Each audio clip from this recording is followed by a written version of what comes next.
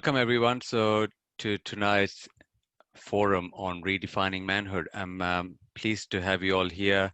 My name is Vinay. For those who've joined in late, I've been associated with mentoring men for a little while now, for just over a year and a half, and really pleased to be here facilitating this session for you guys. And I've got a really rich panel of people here to support us all. Now, as a man, how can I and do different or better in my roles for myself, for my family and friends, and for society as a whole, right? And it might be different things for different people. It's not about comparing what we're doing with someone else next door. It's about what we're doing compared to our version of ourselves yesterday, right? So that's very important because it's coming from the background that I come in. I'm so used to being trained to compare myself with the next best person, right? And often I struggled with my life, and that was part and parcel of the pressure that was put on me as a teenager, as a adolescent, and as a fully grown man. Something for you guys to think about. One thing that and this I just wanted to share a quick anecdote. I'm going to get into the panel and say, if you look at the past 50 years, right? Uh, Marlboro and the role of the man holding the cigarette was probably made popular back then. And since then, in 50 years, we've made significant advances and progress in how we talk about cigarette smoking. But do we talk much more differently about the persona of manhood from back then? That's kind of where this is coming from. Something for you guys to think about. All right, let's look at doing a word cloud. Any surprises there? Something for you guys to think about? There are a lot of societal norms mentioned in there, which I'm pleased to hear, because that's already evidence that there is some redefinition for us to do as men in 2020 and moving forward. This is just one slide that I found on the internet that I thought might be relevant in terms of what some of the words might come up. You might see some common themes here, and you might resonate with a few of them, right? And this is just one of the examples of what's available around, and different ways of describing our feelings and who we are as men. All four of our panelists today are all mentors with the Mentoring Men program, and they've been uh, on their journeys of manhood. So what I'd love to hear from each of you is to take approximately 3 minutes to answer a couple of questions from your perspective, right? And who wants to go first? Colin, what do you think? You want to be the first guy with the rank? Yeah, sure. Can I just say what a privilege it has been to journey with Mentoring Men? I was just talking to my mentee 2 weeks ago, and 8 months have passed. And traditionally, we only have 6 months with our mentee. One of the things we've really noticed is how time has really passed. And we didn't even realize that it's been 8 months since we've been having that sort of mentor-mentee relationship. But it's changed my life. It's one thing consuming and taking in a lot of information and inspiration and wisdom, but it's another thing contributing as well. And it just feels really good to be part of a mentor group. I've certainly had a lot of mentors in my life, so I kind of looked at this as a bit of payback, as a bit of paying it forward. I just want to thank Ian for setting this up, because it's certainly a wonderful platform for me to express myself, but also it's taught me how to listen. So my journey into manhood, I grew up in a country in Malaysia. Before I migrated to Australia about 20 years ago. Both my grandparents are from China. My grandfather was very much the patriarch of the family. He wore the pants, he made the living, and there was never any emotions. I could not remember a time when my grandfather shed a tear or cried.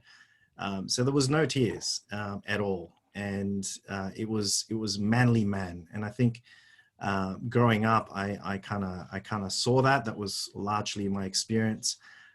Dad was a little bit different. He was a little bit softer. Not in my growing up years. I was a terrible teenager. I was a big rebel. I never really participated very well in school. I was bullied as a young child, and then I became a bully myself later on. So it was a tumultuous time for me going through school. And my grandfather, because I lived with him for a while, he's always had this thing about me being a man, grow up and, and suck it up sort of a thing. So I could never go to my granddad to share my deepest feelings. It was sometimes dad, but mainly mum. So mum was sort of I guess, my go-to person. She's really taught me, how to work hard and to have good work ethic, and just loved me for who I am. So I think that's had a huge influence. She taught me work ethic and what it means to make sacrifices.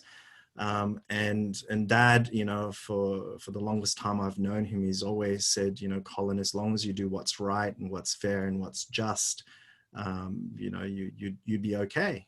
So I've taken that philosophy, and now I'm a new father of an 8-month-old child, and I'm starting to appreciate, not that I didn't, but I definitely am appreciating what it means to be a father now. And just looking back at my experience with my dad, I'm certainly loving him more in a big way.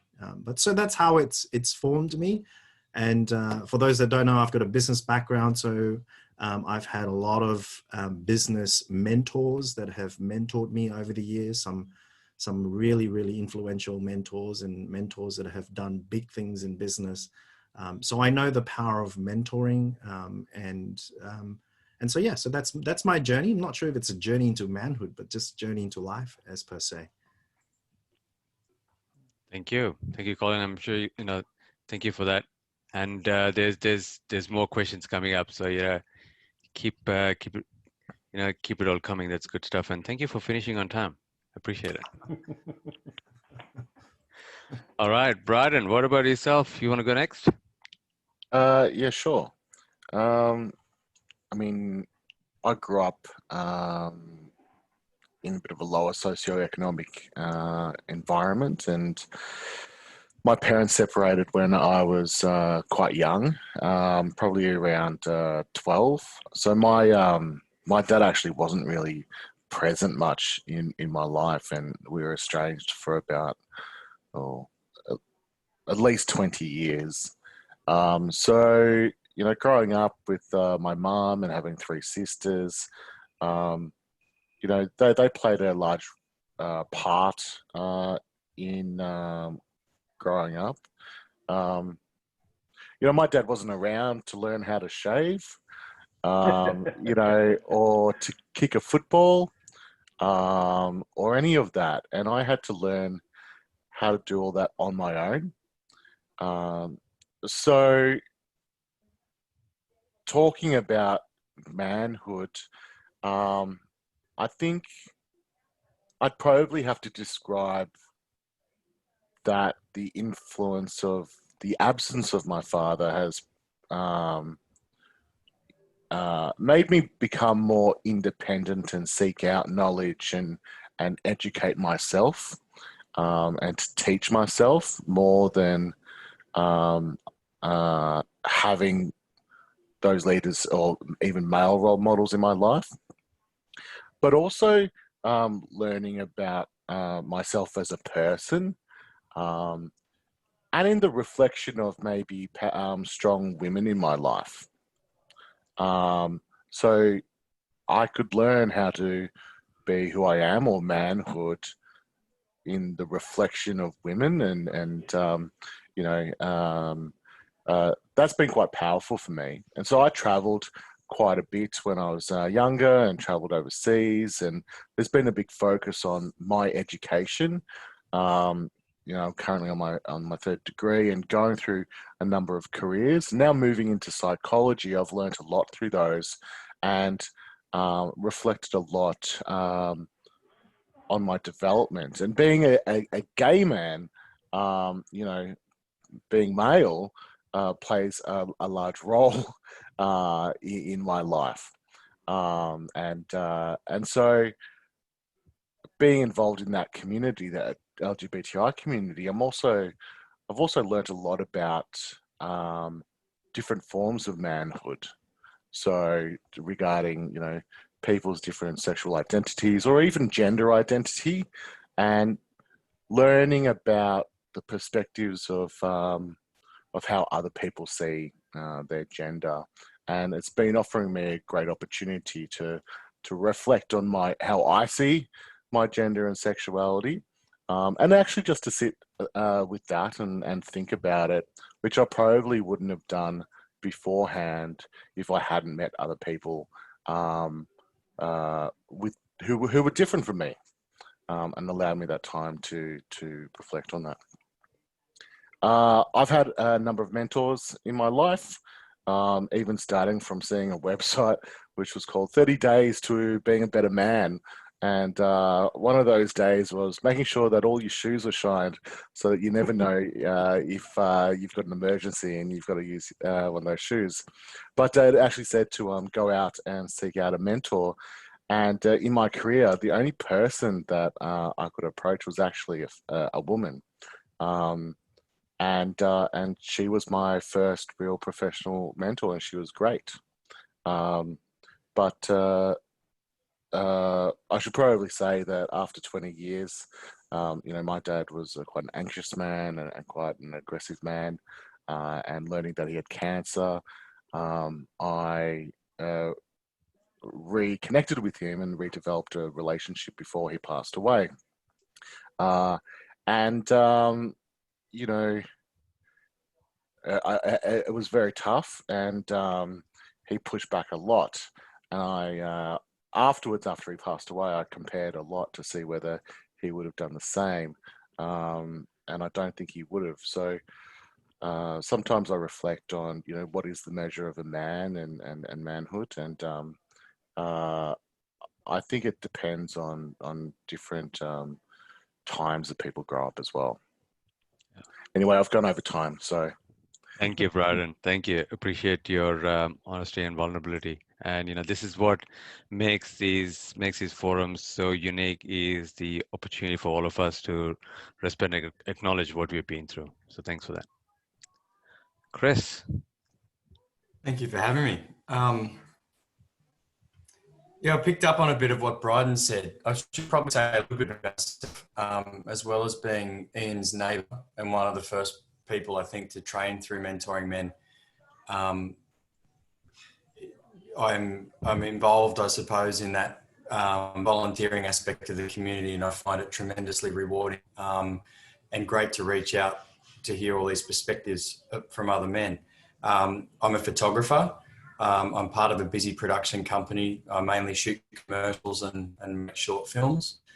So I guess I'm a creative, kind of creative inclination. But listening to some of these stories, it's interesting. I might try and change my notes just a little bit. I deliberately left my pajamas on tonight because I felt that shows relatability. This is the time that I've had a shower and in my pajamas now. So I thought, why not just play it how it is. So here I am. This is my comfort clothing. I grew up in a fairly big family. I'm the last of 5. My parents were school teachers and we had 100 acres. I feel like this goes to the second part of this question, but Mum was a very big influence in my life, and still is. Mum and Dad are still around. So I had 3 older brothers and an older sister. But ironically, I think it was the female influences on me that shaped me the most, because I had a very strong connection with my mother.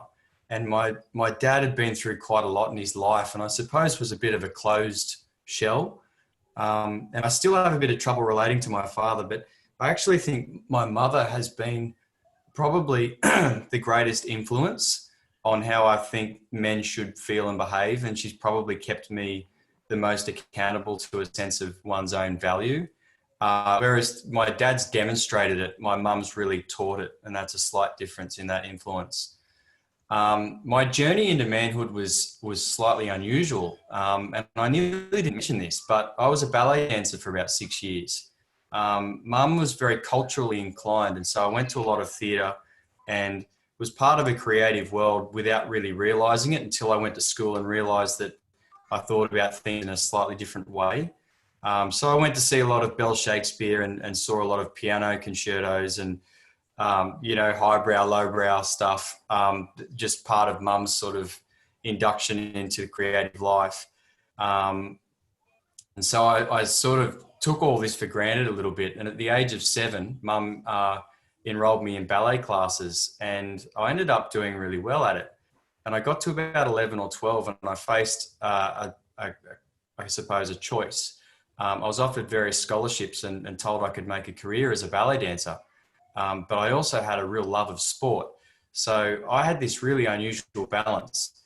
I was kind of exposed to this feminine world of creative expression through dance. But I was actually really highly skilled at sport. And I think one fed into the other.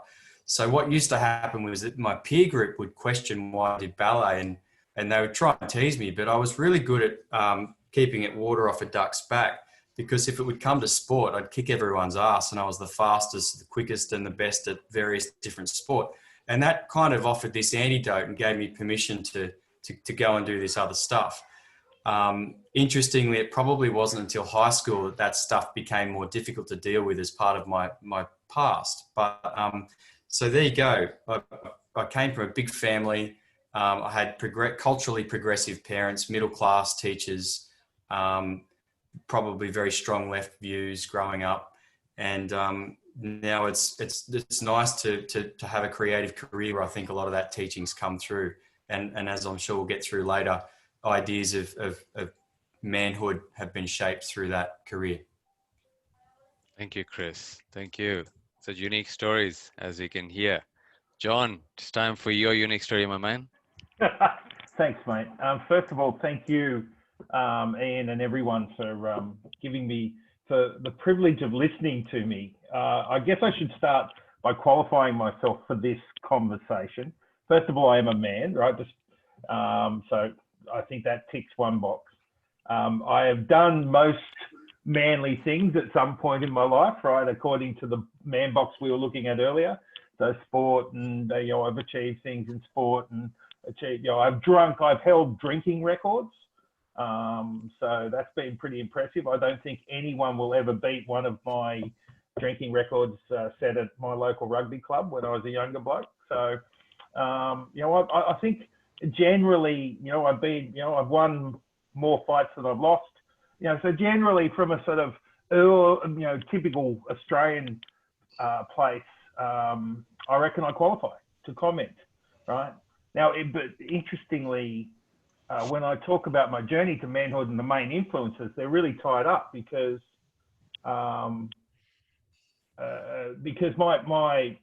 my parents were pretty ordinary.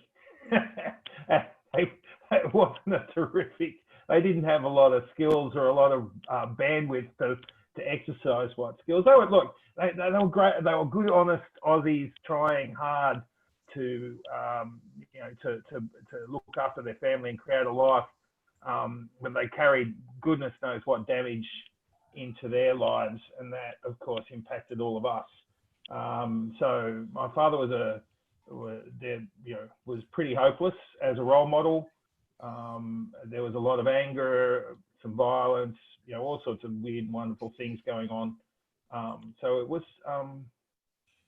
it wasn't a terrific grounding. So for myself, I felt that there was no influence there, that I was very much not interested in taking on the influences of my father. And as a young person, as a young man, I knew I was looking for men. I was looking for someone I could look up to. I knew that. Fortunately, I found it in institutions. There were good men in the country when I came there, and in the city, I found sport, rugby, and life saving. And there were good men I was exposed to that gave me some grounding. But the real influence in my life was my wife. I met her when I was 16. I sat in front of her in English. I've often said that she saved me from being a complete arsehole. That's my judgment. So, if you have a different opinion, that's cool. But she was an amazing amazing positive and formulative influence in my life. She took a guy who was embarrassed to even admit that emotions existed and had no interest in expressing them, and she turned him into potentially a reasonable husband and father. I have to say, the time that I really grew up, though, was also her influence, because I had the gift and the anguish of watching her battle cancer and then pass away. And that's when I truly understood what being a man was, what strength was, because the woman in my life was the strongest creature I'd ever seen in action, right? So, and was the bravest and the most caring and the most giving, right? All in the moment of the worst suffering. So at that point, that was a really, really hard look at myself. That was a room of mirrors moment. I was trapped in the room of mirrors, and coming out of that was for whatever I have achieved or wherever I have ended up, it was the making of it. So her influence extends way beyond her presence. It's still driving me to be a better bloke, both because of who she was and also for who she was, right? So I don't know if that works out, but yeah. So that's my influence. So I have to say, just in finalising, it's a very different man I am now to who I was 15 years, and as a young man, and then 15 years ago. Thanks, Vinay. Thank you, John. I just want to take a second just to acknowledge all those that have been shared, and it is powerful, heavy, deep, and makes me shake up my knees. I don't know what it's doing to you guys, but we've got 2 more rounds of this to go. I don't know if I can handle this, and I might need a hug myself, but can't leave the house. Stuck in unfortunate Melbourne at the moment. Okay, so now that we've heard about our influences in childhood, really powerful stories, what I'd love for the panel to think about is, what do you think about these questions? What do you think are reasonable emotions for a man to have based on your experiences that you've had? And in hindsight, what do you think are reasonable expectations for how a man should behave? Right? I think it's really important. The questions we're going to ask here, right? We could take this quite lightly. Oh, I'm listening, and I'm making references. I'm putting it, but I'm going to really ask the guys on this call to take this as an opportunity to do to really have a look at the whole purpose, right? You're getting different examples. It's amazing. The other speakers and myself have all been very different, and yet there are themes, but there's also a different understanding in a different place, and different influences. And what I love about that is there's a million pathways to the better that we want to get to, and it's a real opportunity now we have to take this honest sharing that these guys have given us, and to look at how we can redefine, and it's not like maybe not transforming our whole life, but just taking on one day, one thing we can do better that that we resonate with as a man, and say, look, I'm going to be brave enough to step into that new thought or that new area or that new concept. I'm going to test it out, and if it feels better, I'm going to embrace it. I'm going to make it part of who I am as a man now, right? Because I know I have gone kicking and screaming from the man that I used to think was necessary, right? The rough, tough, all of those words we threw up that that were alienating and alien and that bullshit, basically, right? And I've tested out connection. I've tested out vulnerability. I've tested out honesty, and I feel good, right? As a man, I feel like I'm enriched and I'm more powerful as a result. So I'd offer everyone, I'd say, please give it a go. Let's see if you can find something in this discussion tonight and make it a mission to add it to your situation. I'll go next if you want. Okay. So we got two questions here. You know, what do you think are reasonable emotions for a man to have? And I find this question really interesting because why should the emotions that men have be different to what women have? Like, their emotions, they're not gender based. Yeah, you know, over generations, there might have been social expectations or traditional norms that have been developed that might be more masculine. And, you know, there might be views passed down that, you know, oh, you shouldn't have these emotions, or you should act this way or that way or whatnot. And I would, and even just looking at the question, what do you think are reasonable expectations for how a man should behave? And, you know, that feeds into it. But I would probably say that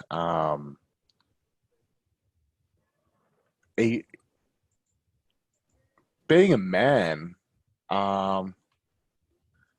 is probably about not behaving in those traditional masculine norms, because those masculine norms are dangerous. Those ways of behaving are actually maladaptive. If you think about, you know, aggression or stoicism or self-reliance, you know, emotional control, and these are all masculine norms. Whenever we're hit with stresses or we feel like we can't achieve something in life, those masculine norms mean that we then have poor coping skills, like drinking or aggression or risk-taking behavior, which just lead to poor health and suicide and death, etc. So I don't see any difference for emotions for men. I think if anything, to be a man, it's actually to not do what it was expected of us, but to actually do what is not expected of us. And I hope that makes sense. Thanks, Brandon. As you know, as some of us going through manhood, we might have realized that, you know, we sometimes turn into the rebels just so that, you know, we can get our own way, or people will actually listen to us. And this might be a good time to be a rebel and challenge some of those norms. Thank you for that. Colin. Yeah, I can't help but remember what my grandfather implies or says very often, you know, in his wonderful Malaysian accent. He was always saying, you know, Colin, just be a man, okay? Just be a man. And I've seen how he had to be strong for my grandmother. My grandmother was had a lot of emotions, you know, depression, and she was really struggling. And so my granddad had to really hold it up for the family and kept a lot of emotions to himself. Like I said, he never shed a tear. So for my professional background, I started out running a business in education, and then, you know, in 7 years, I won a number of awards. It was the, you know, young gun in business and all sorts of things. And running a business, it's very, you have to be strong for your team. You have to be strong for yourself. And so I was very much defined a lot by my achievements. I mean, I did really well with my business. And so I was very much defined by, you know, my strength, my achievements. And fortunately, my parents were very encouraging. But in 2011, my business failed, to be quite open with all of you. And so that was a big hit to my emotions. I had to start looking for jobs and get back into the job market. So from being an entrepreneur, going back into the job market, that was a big, humbling experience. But, I can't help but, it's part of my journey in life. So I've had some very, big positions in corporate. I've been working in corporate for the last few years. And then, and how I've come to know Mentoring Men is actually I was made redundant last year, actually. So after many years of running a business and then now getting back into the job market and then being made redundant, just before my daughter was born, and my wife has had to go on maternity leave and all sorts of things. Everything was kind of happening at the same time. So that was when I started to realize I need help. I can't just go to my traditional business mentors. I needed just some, a man to talk with and just to share my stories with. And then I remember John Augier, who's here as well. And I was talking to him at one of my workshops. And I said, what are you doing, on this day? And he goes, I'm actually attending this seminar with Mentoring Men. So that's how I kind of got into Mentoring Men. I had a good discussion with Ian. And something that struck me about Ian was just his ability to connect with me. He was very open about how he's felt and his journey. And I felt like, it was okay for me to share, the fact that I've been made redundant and how difficult it would be for my family financially. So one of the emotions I shared with Ian was I struggled. I was really struggling. And to Ian's credit, he saw me more as a mentor as opposed to a mentee. I mean, so I started the journey with Mentoring Men as a mentor, strangely enough. But yeah, I think one of the emotions I think worth sharing is your struggles. I feel like I can cry with Ian. I can just open up and just be my true self. So that's been my journey. But in terms of expectations, I believe respect is earned. I've got a very, very accomplished wife. She's an accomplished architect, and I feel like now it's a good balance between making sure that I do house chores and look after the home and look after my daughter, and not expect her to be the to be the person that looks after my daughter. So she goes back to work, and I'm looking after my daughter 2 days a week. So that's a bit of a bit of a struggle, but it's also, I'm incredibly grateful and glad that that's happening. So yeah, I just believe respect should be earned, and I'm just quite happy to have a wife that truly understands and who's my best friend, who I truly share everything with. We talk about everything and pray together, and yeah. So it's been very helpful. Thank you, Colin. It's really great to hear of the of the chops and turns that that you've been through in your life, and how you can look back in hindsight. And I'm sure just as much as I would say that looking back, every struggle, every challenge that I experienced in my life has led me to where I am today, right? And the reason why I feel my life is purposeful today is because of everything that I've been through, and I'm pretty sure it's similar for you as well. I'm really pleased to hear you being grateful for your wife and your beautiful child. Thank you. Chris. Well, I feel like I've had the benefit of reading some of this free association here on the right-hand side, people's comments. And I want to start with a story, because stories are always hopefully entertaining. A couple of days ago, Novak Djokovic had a chance to be a shoe-in for the US Open, which makes me sad, because I think Federer is the best player of all time, closely followed by Nadal, but Djokovic is closing in very quickly on this title. And for those that aren't aware, he had a brain explosion and hit a ball back in disgust to the back of the court, and unfortunately hit one of the Lions people in the throat. It was probably the worst place he could have hit her, and it was a careless act, and I think he was expressing frustration. But Rod Laver, yeah, he was good too. But unfortunately, the way he expressed that emotion had some pretty bad consequences. Now, I had judgments about Djokovic, and I came away with a set of feelings about that. And then last night I had a tough game of tennis, and I was playing somebody that was probably a good couple of levels better. Yeah, okay. Anyway, I was getting frustrated with the court that I was on, and it was particularly sandy, and it's a new court and it hasn't settled properly.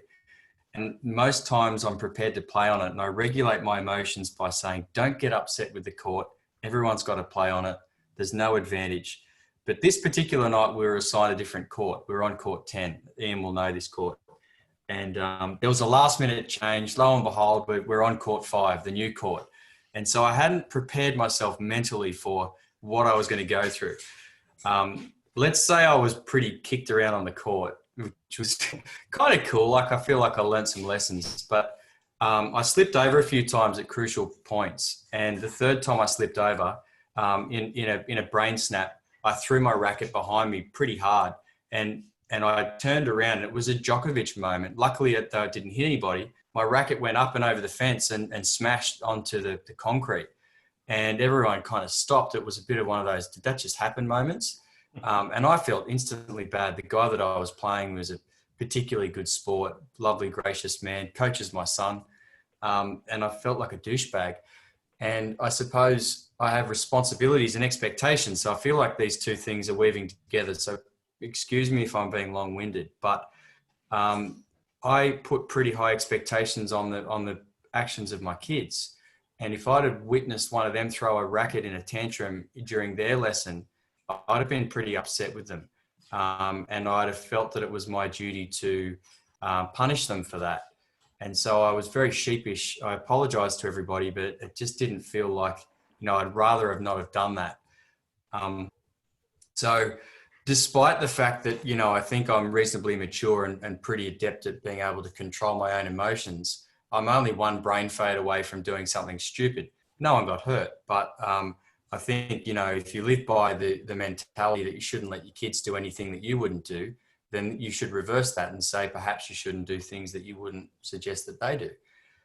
So that's the first thing. But I guess the second thing is, whose expectations are we talking about here? Because you've got the stakeholders' expectations, which in this instance are my family or my tennis peers. Or you've got societal expectations. Societal expectations prefer you to toe a line for the benefit of society. And so that often sort of pushes you into conservative values, because conservation of values keeps society moving. And so the society keeps the individual in check. But actually, that doesn't necessarily mean that the thing that's being in check is a good thing. And society doesn't always have the right answers. And we're discovering this slowly as we're becoming a little bit more liberal in our thinking as a society. So that's the part I struggled with there. I went to list a bunch of things that I thought were reasonable emotions for a man to have, but I was actually listing my values. And I thought, why should it matter if it's a man's values? I agree with what Bryden said. Why are we delineating what is reasonable and what isn't according to a man? Because I suppose that's kind of a bit of a fluid idea. Nonetheless, I probably come from the train of thought that inherently there are some differences between men and women, but there's a hell of a lot of crossover. And perhaps for me, the most poignant example was being a ballet dancer and preferring to be in the kitchen with mum when we're preparing for a big event rather than out with dad building. So these things are fluid, I think, as well. All right, so the questions on this slide. What manly advice would you give a teenage version of yourself? Right. There's a reason why these questions are written this way. What changes do you feel we should be making around guiding children towards manhood? And the final question: how can we belong rather than just fit in? All right. This is having a future focus. Do you want me to jump in again, Vinay? Go on, John. Go on. Just try and stop me. Mate, what manly advice would you give a teenage version of yourself, right? I often think there's two bits of advice I give my boys, right? The first one is you can never compliment a woman too much, right? And that seems to work all right. My wife's agreeing and laughing in the background, by the way. Right. I tell my boys at 26, 23 that and strangely they resist the idea, but it's a long, hard road. I've tested that out. And the second one is every story is true, regardless of whether it's yours or not, right? A man's challenge is to listen to the story and decide how that person is using that to improve the world, right?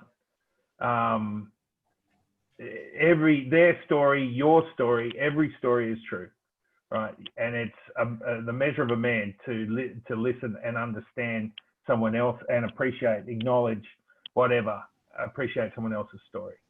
So where we can actually listen to their story with gratitude that they're telling their story, that they're sharing their story, and curiosity as to what it means for you and for the world, then we actually change the game, right?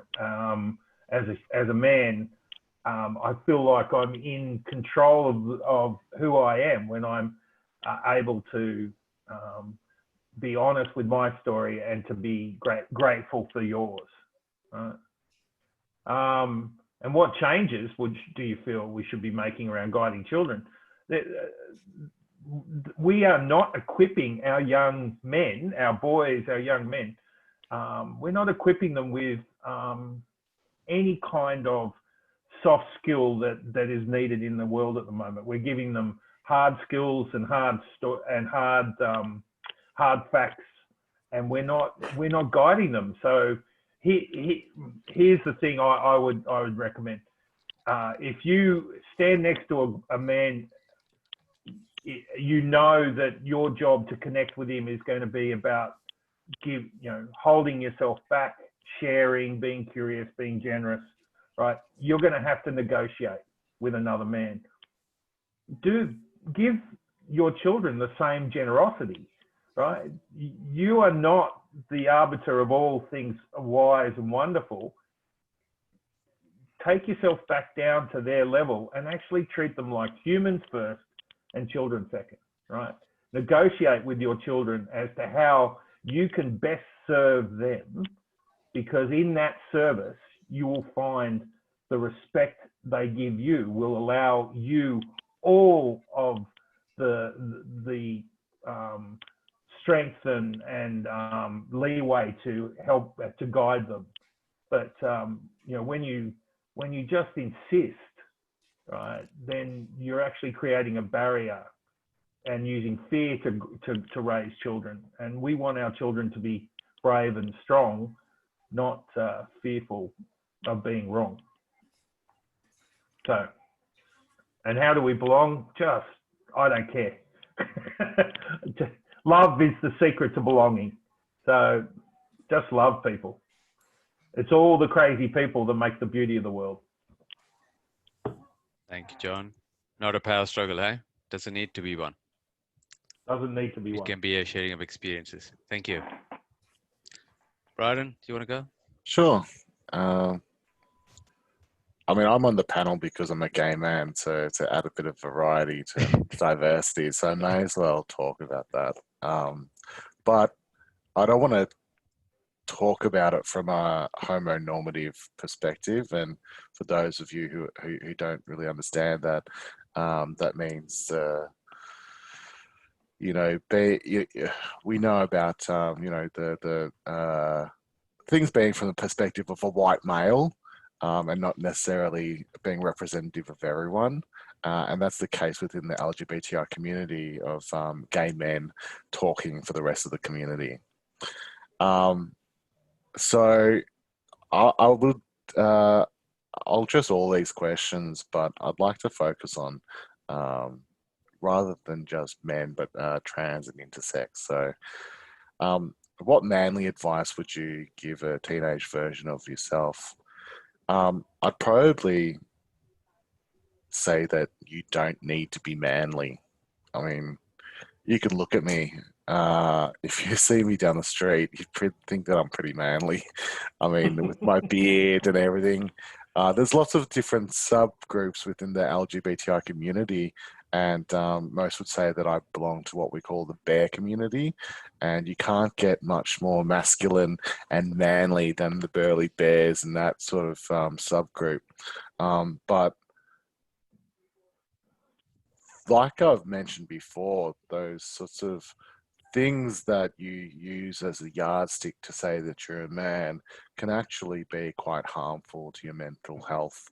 And so if I was to give myself any advice as a teenager, I'd say run away from those and try to start your life off with a better chance of having better mental health. And the question around what changes do you feel we should be making around guiding children towards manhood? We're much more aware that gender is much more fluid than what we used to think about it. The reality is that gender is different than the assigned sex that you have at birth. And for many people growing up as a man or as a woman, when deep down inside they feel that they're the other gender, leads to many of them committing suicide. And so nowadays, it's becoming more common for people to go through gender transitions, and women becoming trans men and men becoming trans women. And there's even this, there's an I on the end of the LGBTI, and most people don't know what intersex means. And basically that means that you don't have clear, defined male or female genitalia. There's some sort of ambiguity. And there's actually about 40 different types of variations and variations within those. So talking about manhood, I wonder how we would have this conversation with someone who is intersex, who was brought up as a male but may have ambiguous genitalia, and talking about manhood with them, how that would make them feel.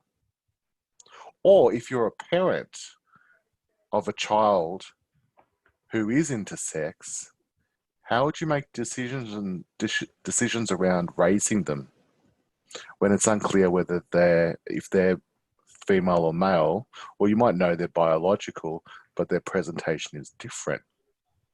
Would you raise them as a male or a female? So I would say not necessarily putting pressure on raising children as men or women, but just raising children as being people and letting them decide how they want to belong or be themselves. We try so hard to fit in with the crowds and different communities, and that can be a big source of pain and discomfort. But if we focus on being ourselves and belonging to different groups and just being ourselves, I think that's a much better journey into whatever manhood we create for ourselves than the manhood that other people create for ourselves. What advice? I wouldn't say maybe manly. I just think general advice. My dad is a very good storyteller, so I'm going to try and attempt to tell one of the analogies or stories that my dad has told, not true, but just made up. But one of the things I really take out of it is it's okay to make mistakes because life is a learning journey and everything happens for a reason. Anyway, as a young boy, I used to ask my dad for advice all the time. And I think my dad got a little bit tired about sharing, advice because he knew that I would switch off when I would hear advice. So one day he resorted to telling me stories, metaphors, analogies. And he was saying, once upon a time, there was this old man with a young child, back in China who runs a farm. And they were really poor. They grew potatoes and carrots. Anyway, one day this horse came by to visit their farm, And the son came out to the farm and saw this horse, and was so happy to see this horse. He was hoping to be able to take on the horse and maybe keep it. So he went to tell his dad, and his dad said, well, that's looks like a good thing, but maybe not. And so the son said, oh, I don't quite understand what that means. Anyway, the next day the horse stayed and ate all the carrots and the potatoes. And then the son came crying to dad and go, oh my God, like what a pity, our farm is ruined, and what are we going to do? And the dad said, well, maybe it's a good thing, maybe it's not a good thing. So then the horse ran away, and the son was pretty angry and sad. Anyway, it came back. That horse brought a few horses along with it. And so the son got really happy and said, Dad, this is great. Look at all these horses. We're going to be rich. We just need to, break the horses and sell them. And this could be a new business for us. Anyway, the father said, well, maybe it's a good thing. Maybe it's not a good thing. Everything happens for a reason. Anyway, so the son decided to get one of the horses and to break the horse, because they're all wild horses. And as he was riding the horse, the horse, being wild, flipped and did a big gallop, and the son fell and broke his leg and his arm. And so the son came crying to the dad and said, Dad, you wouldn't believe what's happened. Now I can't help you. I'm your only child, and I can't help you with your farm. You're getting old, and so you have to do all the work. And the dad said in his wise words, well, son, maybe not. Anyway, a couple of months went by, and the Chinese government decided that they were going to go to war, and they needed young, able men to go to war. And the soldiers came looking for able men, and they saw this young man, with a broken leg and a broken arm. And he said, well, you're not qualified. You're not going to war. So, I guess the lesson from that story was, everything happens for a reason. There's no mistakes. There's a greater purpose and a grander purpose in life. And so I know that, my whole life has been lots of ups and downs, but I will always remember that analogy my dad had shared with me, that life is a journey and it's not over till it's over, that everything happens for a reason. It's okay to make mistakes and fall sometimes, but you never know the real reason until much later in life. And I take the leaf from Steve Jobs. You'll never be able to connect the dots looking forward. You can only connect dots looking backwards. So I'm 40 this year, and I look back the last 40 years, and I certainly am very grateful for the many ups and downs in my life. I am now very happy running my own business. I've got a beautiful young daughter, a wonderful wife, and I can see that everything has happened, that's brought me to this point in life. But again, maybe not. There's still lots of ups and downs. What changes do you feel? Look, I just think, we need, John, you said more soft skills, emotional intelligence. I just hope there are more programs out there that would give young people a sense of purpose and passion in life, to follow their heart. My parents have always said, Cole, you don't have to do anything but just follow your heart.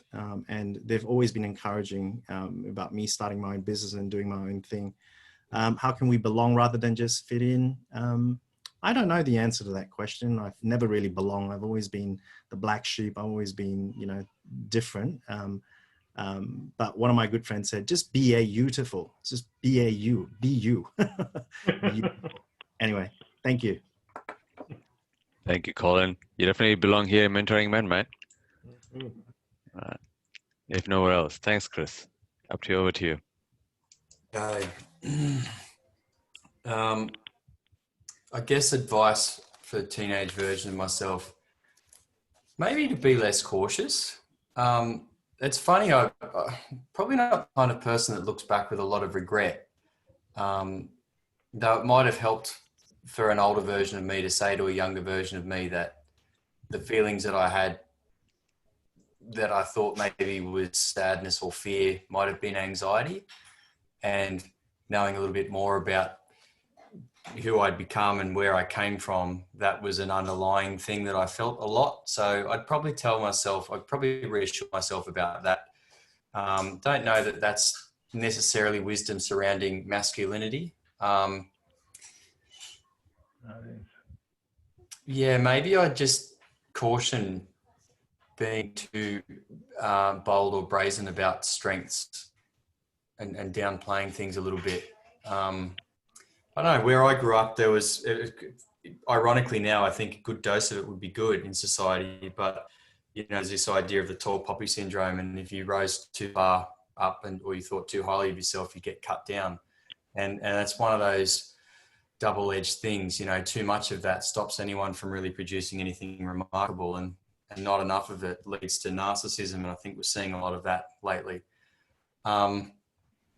So perhaps humility, you know, be humble. That's something that I've had to learn as I've gotten older. And I suppose the more wisdom I get, the more humility I'm able to learn. And especially when I'm in front of this group and listening to some of these very provocative ideas, I realize what a young parent I am. And John, hearing what you said about gaining the respect of kids and meeting them at what their needs are so that they can respect you rather than be ordered around is something that resonates quite strongly.